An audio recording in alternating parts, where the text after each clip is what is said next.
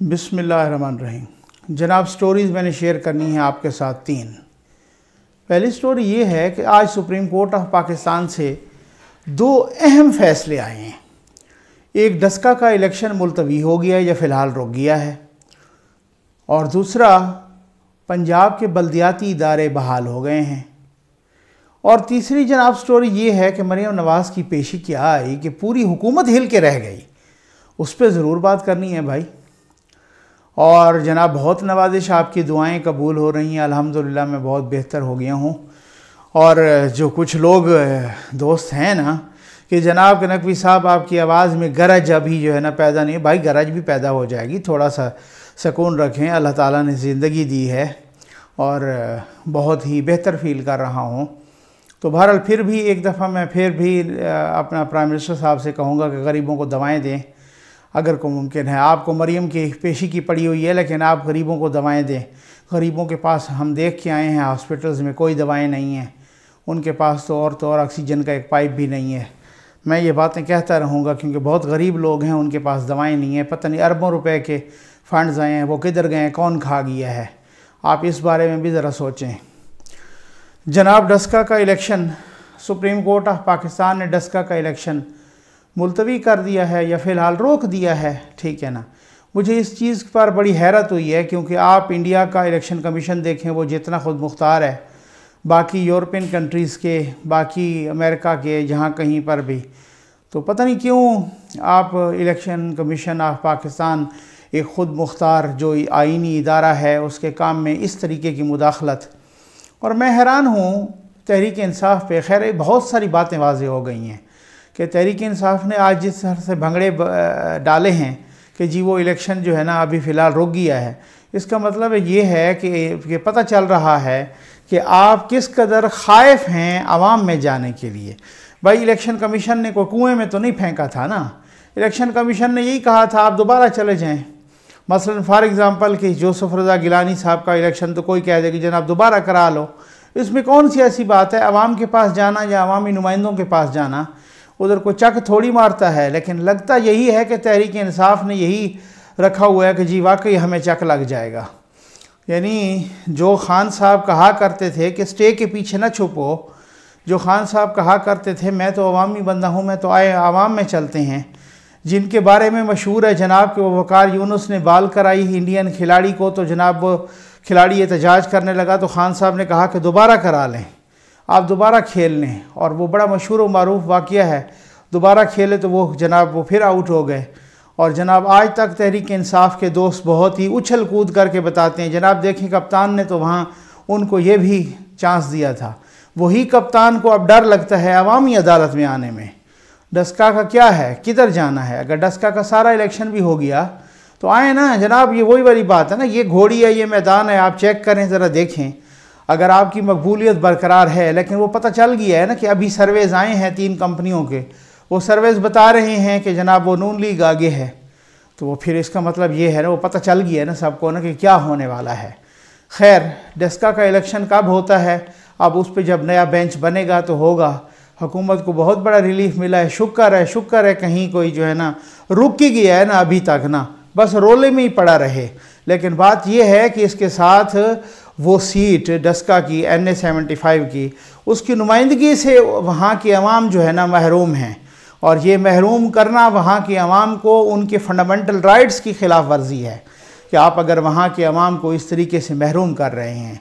और ज़ाहिर है उनका नुमाइंदा तब तक तो नहीं आएगा ना कि जब तक सुप्रीम कोर्ट का नया बेंच नहीं बनता, जब तक सुप्रीम कोर्ट इजाज़त नहीं देता वहाँ पे इलेक्शन, तो वहाँ पे तो उनका नुमाइंदा कौमी असम्बली में नहीं आएगा। जब वो नहीं आएगा तो उनकी रिप्रेजेंटेशन भी नहीं होगी। तो बस बात यही होती है। तो बहरहाल देखें कि वो कब होता है और कब। अभी तक तो वो जो डर लगा हुआ था, मतलब मैं हैरान हूँ कि इस हद तक डर रहे थे कि जनाब के वो कह रहे थे कि किस तरीके से हम आवाम में जाएं।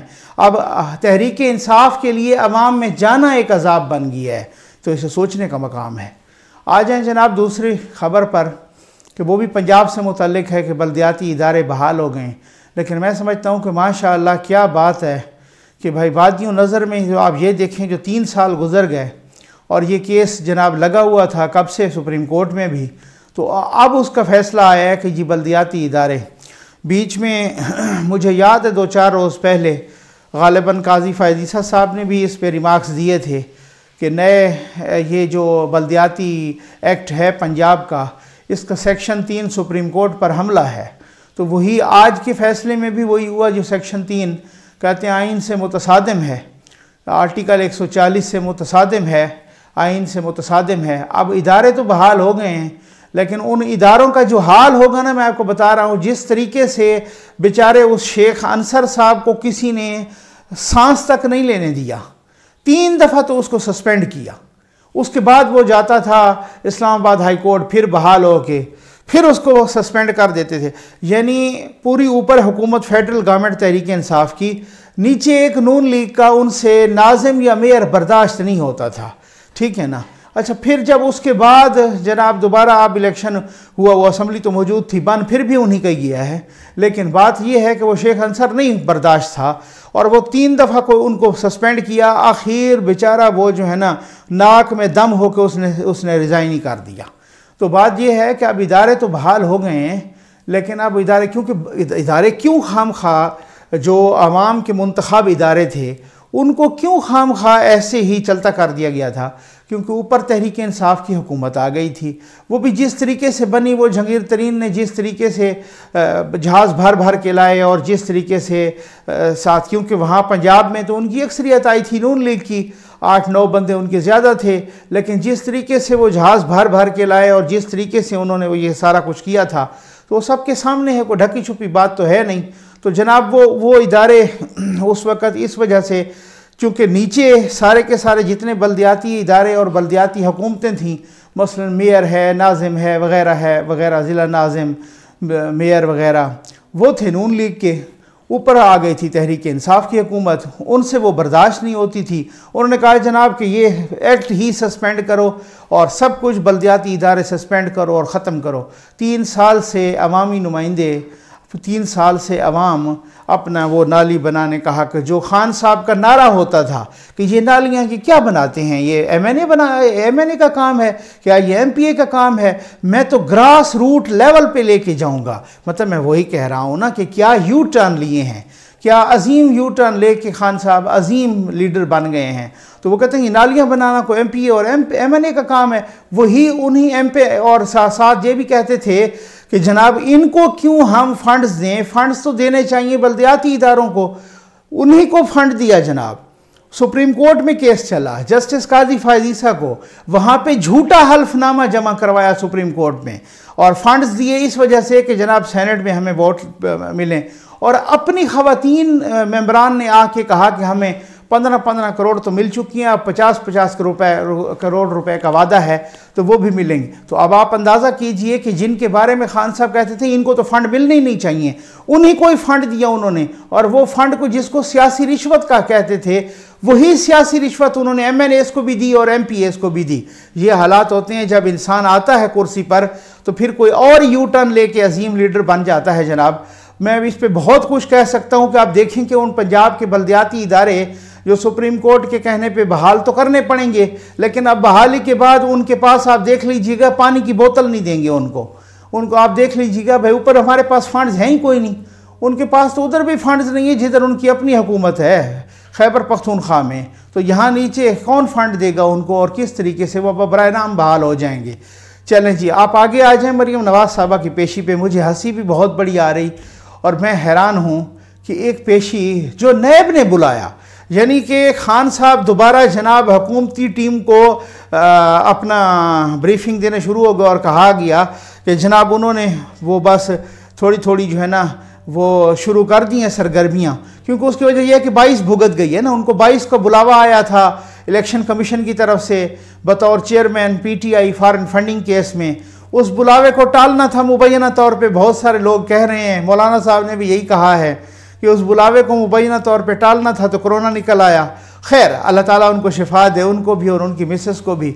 लेकिन अब बात यह है कि अब वही क्वारंटीन में ही जनाब उन्होंने सरगर्मियाँ शुरू की और जनाब साथ कहना ये शुरू किया कि मरियम नवाज़ की पेशी पे ख़बरदार अगर किसी ने कानून हाथ में लेने की कोशिश। भाई मरियम नवाज़ को बुलाया है नैब ने, मैं हैरान हूँ कि नैब ने मरियम नवाज़ को बुलाया तो ये सारी हुकूमत क्यों हलकान हुए जा रही है, इतनी परेशान क्यों हो जा रही है। शेख रशीद हैं तो वो भी जनाब बिल्कुल लोटपोट हो रहे हैं, उधर से वसीम अकरम प्लस हैं तो उनके बयानात भी आ रहे हैं, उधर से शहजाद अकबर साहब भी कहीं नहीं जनाब उनको सुकून नहीं है। यहाँ तक कि फवाद चौधरी साहब तब भी तसल्ली नहीं हुई। वज़ीर आज़म साहब ने कहा है मैं भी अपना हिस्सा डालूंगा और कहूँगा कि अगर कहीं किसी ने कोई शरारत की तो उसके खिलाफ बहुत सख्त एक्शन होगा। उधर वो रेड जोन हो गया है उस दिन के लिए नैब के जो, और रेड जोन के साथ साथ रेंजर भी बुला ली गई है, पुलिस भी जनाब, और उसमें एक मरियम नवाज निहत्थी लड़की नहीं काबू आ रही। और वो जनाब वो कह रहे हैं कि जनाब सारे के सारे PDM वाले भी आएंगे, साथ मौलाना साहब के बंदे भी आएंगे, पीपल्स पार्टी भी आएगी और उनकी अपनी पार्टी तो ज़ाहिर है बमांगे दो लाएगी। और वो चैलेंज कर चुकी हैं कि भाई अब की बार गिरफ्तारी नहीं होगी, अब की बार वो वाला सिलसिला नहीं होगा जो तुम चलाते रहे, अब की बार दमादम मस्त कलंदर होगा। पेश तो वो हो रही है ना, बात ये है कि पेश अगर होता ना कोई पेश नहीं हो रही। मैं हैरान हूँ, उनको नैब ने बुलाया है और नैब की तर्जमानी कर रहे हैं जनाब हुकूमत।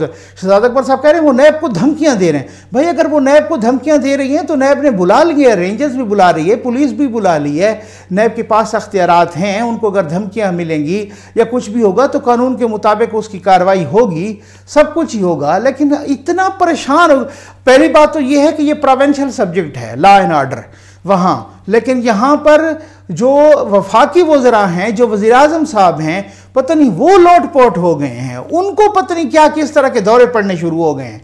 मैं तो हैरान हूँ कि मरियम की पेशी अभी इस तरह की हाइप बनाई है खुद हुकूमत ने कि माशाअल्लाह क्या बात है कि उस हाइप से ही जो है ना वो एक नया जलसा बन गया है, वो एक सियासी बहुत बड़ा प्रोग्राम बन गया है। अब तो सुना है कि हमजा शहबाज भी उनके साथ रैली की क़ियादत करेंगे। तो फिर तो इसका मतलब ये कि ऐसी पॉलिटिकल जमात, वो कोई भी पॉलिटिकल जमात हो, उसको इससे ज़्यादा और क्या पजीराई चाहिए। इससे उनका तो लॉन्ग मार्च हो गया ना, उन्होंने तो जनाब वहीं पर लाहौर में ही आपके छक्के छुड़वा दिए ना। तो जहाँ पर वज़ीर आज़म साहब भी बैठ के कह रहे हैं और सारे वज़रा भी हलकान हैं, तो मैं तो हैरान हूँ कि भाई आप जाने दीजिए पेशी पर, नैब जाने। और एक तरफ आप कहते हैं वो खुद मुख्तार इदारा है, हमारा उससे कोई ताल्लुक़ नहीं है, वो आपको कहते हैं कि नैब के पीछे न्याजी है। तो जो आपकी हरकतें हैं उससे तो यही लग रहा है कि नैब के पीछे न्याजी है। अब देखते हैं कि होता क्या है, क्या गिरफ्तारी होती है या नहीं होती, और क्या होता है। अल्लाह ताला अमन व अमान रखे। उम्मीद है आपको वीडियो पसंद आई होगी। भाई कुछ गरज भी आवाज़ में नज़र आई होगी, आप दुआ करेंगे तो इससे ज़्यादा नज़र आएगी। आपका बहुत बहुत शुक्रिया।